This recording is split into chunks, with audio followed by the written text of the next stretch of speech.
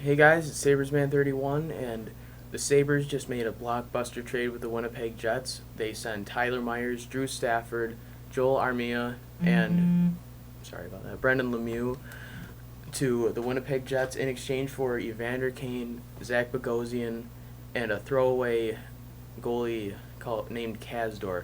I don't know, but they also send a first-round pick to Winnipeg, and I think the Sabres overpaid on this one. I didn't want anything to do with Evander Kane. I wanted him to go to Vancouver, cause more trouble in the locker room, and then eventually just get forgotten about. Yes, he has high skill set, but he's high risk. And when he was in Atlanta, he was a rookie. Nobody knew anything about him, but then the players grew to hate him. Like, there was a time when not all the Winnipeg Jets players hated him, and now they do. So that says something. And like, sure, all the Sabres are like, oh yeah, it's a clean slate. Yeah, he had problems in the past, but we're gonna put that behind him. Well, what if they just come up again? Are you gonna be surprised? I'm not.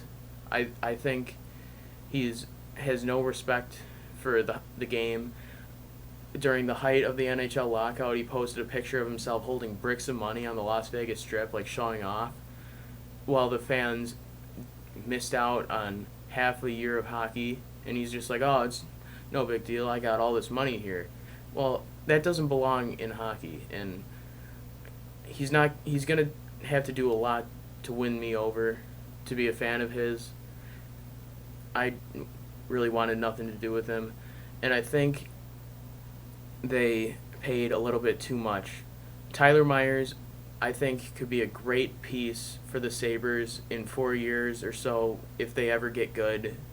I think he could be a great piece, but he's gone. And Drew Stafford, I liked him, but his contract's up, so I'm not too upset about that.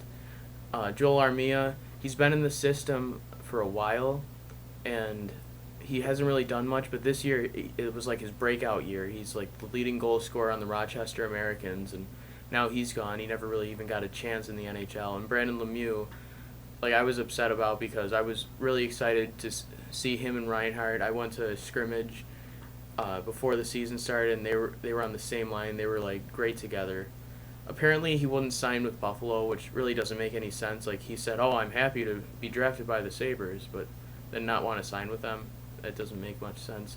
But what can you do? And then to give him another first round pick, I really think they overpaid on this. It could turn out to be good for the Sabres. It just all really depends on Evander Kane. I think Zach Bogosian is a great player. He has a lot of time left. He'll be a great player on the Sabres for years to come. But if Evander Kane is up to his old antics, I don't see him being the player that all the sports networks are talking about. They're acting as if he's Wayne Gretzky coming from the Jets, but I don't see it at all. And Winnipeg, Drew Stafford has had success in the past, and I could see him really being a great depth player. Tyler Myers, if you just fix him, like, he was great in his rookie year, then he went way down, and now he's starting to slowly come back up, and now he's, like, I'd say he's a good player, like a top four defenseman. I really think he could be a top two if the coaching staff, like, gets the most out of him, and I could see them both being great pieces for their first playoff run in franchise history.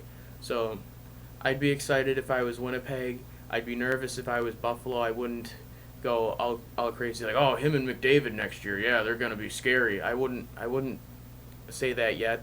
The Sabres don't even know if they're getting McDavid, and we don't know if Evander Kane's gonna live up to his promise and not start any of this stuff again in a new city. So please tell me what you guys think about this big trade in the comments section below. For more videos like this, please subscribe, and peace out.